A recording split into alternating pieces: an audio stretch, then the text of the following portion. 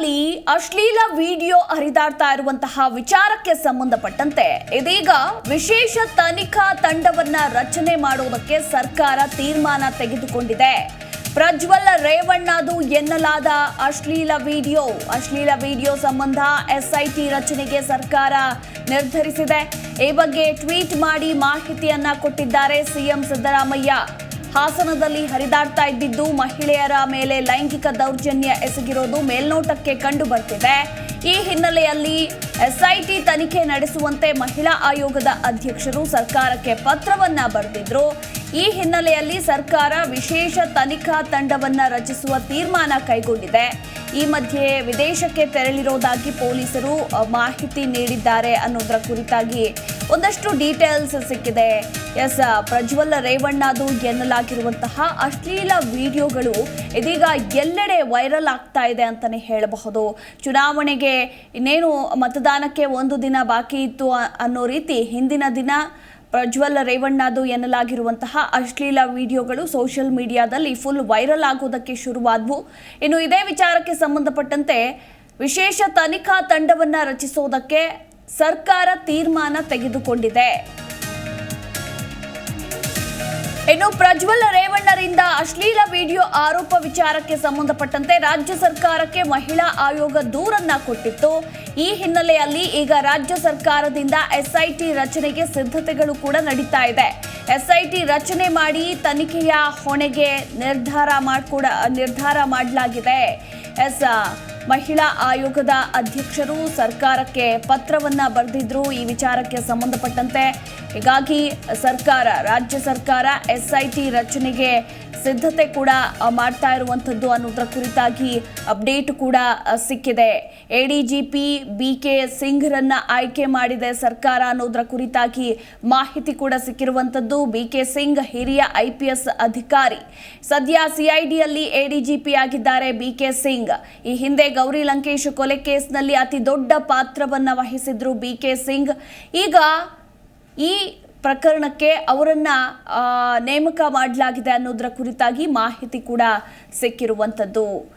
ಸಾಕಷ್ಟು ಕುತೂಹಲ ಮೂಡಿಸಿದೆ ಅಂತಾನೆ ಹೇಳಬಹುದು.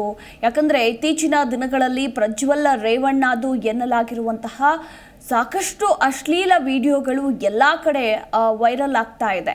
ಇದೇ ವಿಚಾರಕ್ಕೆ ಸಂಬಂಧಪಟ್ಟಂತೆ ತನಿಖೆಯನ್ನು ನಡೆಸಬೇಕು ಅಂತ ಹೇಳಿ ಮಹಿಳಾ ಆಯೋಗದ ಅಧ್ಯಕ್ಷರು ಸರ್ಕಾರಕ್ಕೆ ಪತ್ರವನ್ನ ಬರೆದಿದ್ರು.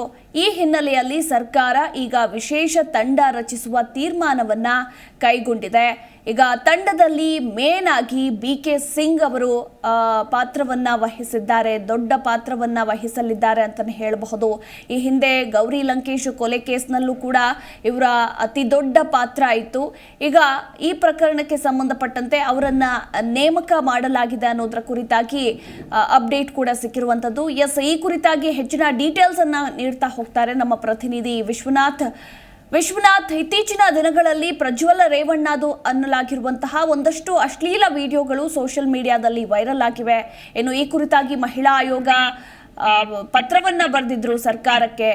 ಇದೇ ಬೆನ್ನಲ್ಲೇ ವಿಶೇಷ ತನಿಖಾ ತಂಡ ರಚಿಸೋದಕ್ಕೆ ಸರ್ಕಾರ ತೀರ್ಮಾನಿಸಿದೆ ಅಂತ ಹೇಳಲಾಗ್ತಾ ಇದೆ. ಈ ಬಗ್ಗೆ ಹೆಚ್ಚಿನ ಡೀಟೇಲ್ಸ್. ಖಂಡಿತವಾಗ್ಲೂ ಏನು ಎಡಿಜಿಪಿ ಬಿಕೆ ಸಿಂಗ್ ಅವರ ನೇತೃತ್ವದಲ್ಲಿ ಈಗ ತಂಡವನ್ನ ರಚನೆ ಮಾಡಲಾಗುವಂತದ್ದು ರಾಜ್ಯ ರಾಜಕಾರಣದಲ್ಲಿ ಭಾರಿ ಸಂಚಲನ ಮೂಡಿಸಿರುವಂತಹ ಹಾಸನ ಜೆಡಿಎಸ್ ಸಂಸದ ಹಾಗೂ NDA ಮೈತ್ರಿ ಅಭ್ಯರ್ಥಿ ಹಾಸನದಿಂದ ಸ್ಪರ್ಧೆಗೆ ಇಳಿದಿದ್ದು ಪ್ರಜ್ವಲ್ ರೇವಣ್ಣ ವಿರುದ್ಧವಾಗಿ ಈಗ ಕೇಳಿ ಬಂದಿರುವಂತಹ ಲೈಂಗಿಕ ದೌರ್ಜನ್ಯ ಆರೋಪಗಳ ಕುರಿತು ತನಿಖೆಗೆ ಈಗ ಹೆಚ್ಚುವರಿ ಪೊಲೀಸ್ ಮಹಾನಿರ್ದೇಶಕ ಅಂದ್ರೆ ಎಡಿಜಿಪಿ ಅವರ ನೇತೃತ್ವದಲ್ಲಿ ವಿಶೇಷ ತನಿಖಾ ದಳವನ್ನು ಕೂಡ ರಾಜ್ಯ ಸರ್ಕಾರ ಶನಿವಾರ ರಚನೆ ಮಾಡಿರುವಂತದ್ದು. ಪತ್ರಕರ್ತೆ ಗೌರಿ ಲಂಕೇಶ್ ಕೊಲೆ ಪ್ರಕರಣದ SIT ತಂಡದ ಸಾರಥ್ಯವನ್ನು ವಹಿಸಿದಂತಹ ಪ್ರಸ್ತುತ CID ಎಡಿಜಿಪಿ ಆಗಿರುವಂತಹ ವಿಜಯ್ ಸಿಂಗ್ ಕುಮಾರ್ ಅವರಿಗೆ ಈ ಲೈಂಗಿಕ ಹಗರಣದ ತನಿಖೆಯನ್ನ ಸರ್ಕಾರ ಈಗ ವಹಿಸಿರುವಂತದ್ದು. ಈ ತಂಡಗಳಲ್ಲಿ 2 SP ಗಳು 5 DYSPಗಳು ಸೇರಿ ಇತರೆ ಅಧಿಕಾರಿಗಳು ಕೂಡ ಈ ಒಂದು ತಂಡದಲ್ಲಿರ್ತಾರೆ, ತನಿಖೆಯನ್ನು ಕೂಡ ಕೈಗೊಳ್ಳುತ್ತಾರೆ. ಇನ್ನು SITಗೆ ಅಧಿಕಾರಿಗಳ ಆಯ್ಕೆ ಜವಾಬ್ದಾರಿಯನ್ನ ಎಡಿಜಿಪಿ ಬಿಕೆ ಸಿಂಗ್ ಅವರಿಗೆ ಸರ್ಕಾರ ನೀಡಿರುವಂತದ್ದು. ಈ ಸರ್ಕಾರ ಯಾವ ಈ ಟೀಮ್ ನಲ್ಲಿ ಇರಬೇಕು ಅಂತ ಡಿಸೈಡ್ ಮಾಡಿಲ್ಲ, ಅದರ ಬದಲಾಗಿ ಎಡಿಜಿಪಿ ಅವರಿಗೆ ಒಂದು ಅಧಿಕಾರವನ್ನ ಕೊಟ್ಟಿರುವಂತದ್ದು. ಇನ್ನು ಮೊದಲ ಹಂತದ ಲೋಕಸಭಾ ಚುನಾವಣಾ ಸಮರದ ಅಂತಿಮ ಹಂತದಲ್ಲಿ ಈ ಹಾಸನ ಸಂಸದ ಪ್ರಜ್ವಲ್ ರೇವಣ್ಣ ವಿರುದ್ಧ ಲೈಂಗಿಕ ಶೋಷಣೆ ಆರೋಪ ಕೂಡ ಕೇಳಿ ಬಂದಿತ್ತು. ಹಲವಾರು ವಿಡಿಯೋಗಳು ಕೂಡ ವೈರಲ್ ಆಗಿತ್ತು. ಅದು ಪ್ರಜ್ವಲ್ ರೇವಣ್ಣ ಅವ್ರದ್ದು ಅನ್ನೋ ಒಂದು ನಿಟ್ಟಿನಲ್ಲೂ ಕೂಡ ಸಾಕಷ್ಟು ಚರ್ಚೆಗಳು ಕೂಡ ಆಗ್ತಾ ಇದೆ, ವೈರಲ್ ಕೂಡ ಆಗ್ತಾ ಇರುವಂತದ್ದು. ಇನ್ನು ಮತದಾನ ಆದ ಬಳಿಕ ಪ್ರಜ್ವಲ್ ರೇವಣ್ಣ ಅವರು ವಿದೇಶಕ್ಕೆ ಹೋಗಿದ್ದಾರೆ ಅನ್ನೋ ಒಂದು ಮಾಹಿತಿ ಕೂಡ ಇರುವಂತದ್ದು. ಇನ್ನು ಈ ಆಧಾರದ ಮೇಲೆ ಪೆನ್ ಡ್ರೈವ್ ಗಳ ಮುಖಾಂತರವಾಗಿ ಈ ಮಹಿಳೆಯರ ಜೊತೆ ಸಂಸದರು ರಾತ್ರಿ ಆಡಿದ್ದಾರೆ ಅನ್ನುವಂತಹ ವಿಡಿಯೋ ತುಣುಕುಗಳನ್ನು ಕೂಡ ಹರಿಬಿಡಲಾಗಿತ್ತು. ಜಿಲ್ಲೆಯಾದ್ಯಂತ ಸಾಕಷ್ಟು ವೈರಲ್ ಕೂಡ ಆಗಿತ್ತು. ಪೆನ್ ಡ್ರೈವ್ ಗಳನ್ನು ಹಂಚಲಾಗಿತ್ತು ಎನ್ನೊಂದು ಆರೋಪ ಕೂಡ ಇರುವಂತದ್ದು. ಹೀಗಾಗಿ ಪ್ರಜ್ವಲ್ ವಿರುದ್ಧ ರಾಜ್ಯ ಮಹಿಳಾ ಆಯೋಗಕ್ಕೆ ಸಂತ್ರಸ್ತೆಯೊಬ್ಬರು ದೂರನ್ನು ಕೂಡ ಕೊಟ್ಟಿರುವಂತದ್ದು. ತನಗೆ ಜೀವ ಬೆದರಿಕೆ ಹಾಕಿ ಲೈಂಗಿಕವಾಗಿ ಪ್ರಜ್ವಲ್ ರೇವಣ್ಣ ಅವರು ಶೋಷಣೆ ಮಾಡಿದ್ದಾರೆ ಅಂತ ಸಂತ್ರಸ್ತೆಯೊಬ್ಬರು ಗಂಭೀರವಾಗಿ ಆರೋಪ ಮಾಡಿ ಮಹಿಳಾ ಆಯೋಗಕ್ಕೂ ಕೂಡ ದೂರನ್ನು ಕೊಟ್ಟಿದ್ದಾರೆ. ಈ ಬಗ್ಗೆ ಸೂಕ್ತ ತನಿಖೆ ನಡೆಸುವಂತೆ ಮಹಿಳಾ ಆಯೋಗವು ಕೂಡ ರಾಜ್ಯ ಪೊಲೀಸ್ ಮುಖ್ಯಸ್ಥರಿಗೂ ಕೂಡ ಶಿಫಾರಸನ್ನು ಕೂಡ ಮಾಡಿರುವಂತದ್ದು. ಇನ್ನು ನಿನ್ನೆ ಮುಖ್ಯಮಂತ್ರಿ ಸಿದ್ದರಾಮಯ್ಯವರು ಕೂಡ ತಮ್ಮ ಎಕ್ಸ್ ಖಾತೆಯಲ್ಲಿ ಬರ್ಕೊಂಡಿರುವಂತದ್ದು. ಈ ರೀತಿಯಾದಂತಹ ಲೈಂಗಿಕ ದೌರ್ಜನ್ಯ ಪ್ರಕರಣವನ್ನ ನಾವು ಸೀರಿಯಸ್ ಆಗಿ ತಗೊಂಡಿದ್ದೀವಿ. ಇನ್ನು ಪ್ರಜ್ವಲ್ ರೇವಣ್ಣ ಅವರ ಅಶ್ಲೀಲ ವಿಡಿಯೋ ಪ್ರಕರಣಕ್ಕೆ ಸಂಬಂಧಿಸಿದಂತೆ ವಿಶೇಷ ತನಿಖಾ ತಂಡವನ್ನ ರಚಿಸಲು ಸರ್ಕಾರ ಕೂಡ ತೀರ್ಮಾನ ಮಾಡಿದೆ. ಹಾಸನ ಜಿಲ್ಲೆಯಲ್ಲಿ ಅಶ್ಲೀಲ ವಿಡಿಯೋ ತುಣುಕುಗಳು ಹರಿದಾಡ್ತಾ ಇದ್ದು ಮಹಿಳೆಯರ ಮೇಲೆ ಲೈಂಗಿಕ ದೌರ್ಜನ್ಯ ಎಸಗಿರೋದು ಮೇಲ್ನೋಟಕ್ಕೆ ಕಂಡು ಬರ್ತಾ ಇದೆ. ಈ ಹಿನ್ನೆಲೆಯಲ್ಲಿ SIT ತನಿಖೆ ನಡೆಸುವಂತೆ ಮಹಿಳಾ ಆಯೋಗದ ಅಧ್ಯಕ್ಷರು ಸರ್ಕಾರಕ್ಕೆ ಪತ್ರ ಬರೆದಿದ್ರು. ಅವರ ಮನವಿಗೆ ಸ್ಪಂದಿಸಿ ಈ ನಿರ್ಣಯವನ್ನು ಕೈಗೊಳ್ಳಲಾಗಿದೆ ಅಂತ ಸಿದ್ದರಾಮಯ್ಯನವರು ಕೂಡ ಟ್ವೀಟ್ ಮಾಡಿದ್ರು. ಮತ್ತೊಂದು ಕಡೆ ಇದು ರಾಜಕೀಯವಾಗಿ ತಿರುವನ್ನು ಕೂಡ ಪಡ್ಕೊಂಡಿರುವಂತದ್ದು. HDK ಆಗಾಗ ಪೆನ್ ಡ್ರೈವ್ ಅನ್ನ ತೋರಿಸ್ತಾ ಇದ್ರು ಟೀಕೆ ಮಾಡುವಂತಹ ಬರದಲ್ಲಿ. ಈಗ HDK ಪೆನ್ ಡ್ರೈವ್ ನಲ್ಲಿ ರಹಸ್ಯ ಬಯಲಾಗಿದೆ. ಕುಮಾರಸ್ವಾಮಿ ಅವರು ಈ ಹಿಂದೆ ಮಾಧ್ಯಮಗಳ ಮುಂದೆ ಒಂದು ಪೆನ್ ಡ್ರೈವ್ ಅನ್ನ ತೋರಿಸಿ ಆನಂತರ ಅದನ್ನ ಜೇಬಲ್ಲಿ ಇಟ್ಕೊಂಡಿದ್ರು. ಅದರಲ್ಲಿ ಏನೋ ಇದೆ ಅಂತ ಹೇಳಿದ್ರು. ಇದೀಗ ಆ ಪೆನ್ ಡ್ರೈವ್ ನಲ್ಲಿ ಏನಿತ್ತು ಅನ್ನೋದು ಕೂಡ ಗೊತ್ತಾಗಿದೆ ಅನ್ನೋ ಒಂದು ನಿಟ್ಟಿನಲ್ಲಿ DK ಶಿವಕುಮಾರ್ ಸಾಕಷ್ಟು ವಾಗ್ದಾಳಿಯನ್ನು ಕೂಡ ನಡೆಸಿದ್ದಾರೆ. ಲೈಂಗಿಕ ಹಗರಣದ ಬಗ್ಗೆ ನನಗಿಂತ ಕುಮಾರಸ್ವಾಮಿ ಅವರಿಗೆ ಚೆನ್ನಾಗಿ ಗೊತ್ತಿದೆ ಅಂತ DK ಶಿವಕುಮಾರ್ ಅವರು ಕುಮಾರಸ್ವಾಮಿ ವಿರುದ್ಧವಾಗಿ ಹರಿಹಾಯ್ದಿರುವಂತದ್ದು. ಒಟ್ಟಾರೆಯಾಗಿ ಈ ಪ್ರಕರಣದಲ್ಲಿ ಇನ್ನು ಸಾಕಷ್ಟು ವಿಡಿಯೋ ತುಣುಕುಗಳು ಕೂಡ ಇದೆ ಅನ್ನೋ ಒಂದು ಆರೋಪ ಕೂಡ ಕೇಳಿ ಬರ್ತಾ ಇರುವಂತದ್ದು. ಈ ವಿಡಿಯೋ ತುಣುಕುಗಳನ್ನ ಸ್ವತಃ ಪ್ರಜ್ವಲ್ ರೇವಣ್ಣ ಅವರೇ ರೆಕಾರ್ಡ್ ಮಾಡಿದ್ರು ಅನ್ನೊಂದು ಆರೋಪ ಕೂಡ ಇರುವಂತದ್ದು. ಇನ್ನು ಈ ವಿಡಿಯೋದಲ್ಲಿ ಪ್ರಜ್ವಲ್ ರೇವಣ್ಣ ಅವರು ಇದ್ದಾರಾ ಅಥವಾ ಇವು ಬೇರೆ ವಿಡಿಯೋಗಳ ಅಥವಾ ಬೇರೆ ಯಾರೋ ಬೇಕಂತಲೇ ಇದು ಚಿತ್ರೀಕರಣ ಮಾಡಿದ್ದ ತೇಜೋವಧೆ ಮಾಡುವಂತ ನಿಟ್ಟಿನಲ್ಲಿ ಅನ್ನೋ ಒಂದು ನಿಟ್ಟಿನಲ್ಲೂ ಕೂಡ ಈಗ ತನಿಖೆ ನಡೆಯಬೇಕಾಗತ್ತೆ. ಒಟ್ಟಾರೆಯಾಗಿ ಈ ಒಂದು ದೊಡ್ಡ ಮಟ್ಟದ ಲೈಂಗಿಕ ಹಗರಣ ಏನಿದೆ ಇದು ಈಗ SIT ತಂಡದ ಹೆಗಲಿಗೆ ಬಿದ್ದಿರುವಂತದ್ದು. ಈ ಪ್ರಕರಣವನ್ನ SIT ತಂಡ ಕೂಡ ಗಂಭೀರವಾಗಿ ಪರಿಗಣನೆ ತೆಗೆದುಕೊಂಡು ತನಿಖೆಯನ್ನು ಕೂಡ ನಡೆಸಬೇಕಾಗತ್ತೆ. ಈ ಗೌರಿ ಲಂಕೇಶ್ ಹತ್ಯೆ ಪ್ರಕರಣದಲ್ಲಿ BK ಸಿಂಗ್ ಅವರು ಕೂಡ ಸಾಕಷ್ಟು ಕೆಲಸ ಮಾಡಿದ್ರು. ಈಗ BK ಸಿಂಗ್ ಅವರ ಹೆಗಲಿಗೆ ಒಂದು ಪ್ರಕರಣ ಸಿಕ್ಕಿರೋದ್ರಿಂದ ದೊಡ್ಡ ಮಟ್ಟದ ಒಂದು ತನಿಖೆ ನಡೆಯುವಂತಹ ಸಾಧ್ಯತೆ ಕೂಡ ಇರುವಂತದ್ದು.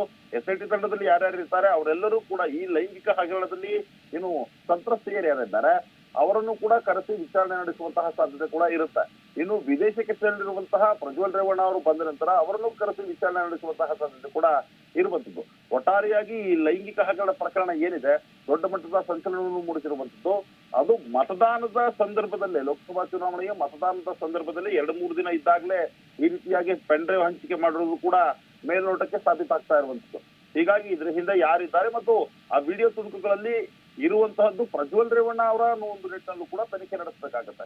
ಹೀಗಾಗಿ SIT ತಂಡವನ್ನು ರಚನೆ ಮಾಡಿಕೊಂಡು ಮುಂದಿನ ತನಿಖೆಗೆ ಈಗ BK ಸಿಂಗ್ ಅವರು ಸಿದ್ಧರಾಗಿರುವಂತದ್ದು. ಮಧು, ವಿಶ್ವನಾಥ್, ನಿಮ್ಮೆಲ್ಲ ಮಾಹಿತಿಗಾಗಿ. ಜಿ ಕನ್ನಡ ನ್ಯೂಸ್ ಈಗ ನಿಮ್ಮ ಮನೆಯಲ್ಲೇ ನೋಡಿ. ಎಲ್ಲ ಕೇಬಲ್ಗಳಲ್ಲಿ ಈಗ ಲಭ್ಯ. Sun Direct 292, Jio TV 1334, U digital 162, city cable 51, GTPL 17, Abhishek cables 821, rock line telecommunication 51, Shri Basaveshwara number 60, Vinayaka digital number 53, In digital number 896ರಲ್ಲಿ. ನಿಮ್ಮಿಸ್ತದ ಜಿ ಕನ್ನಡ ನ್ಯೂಸ್ ನೋಡಿ ಆನಂದಿಸಿ.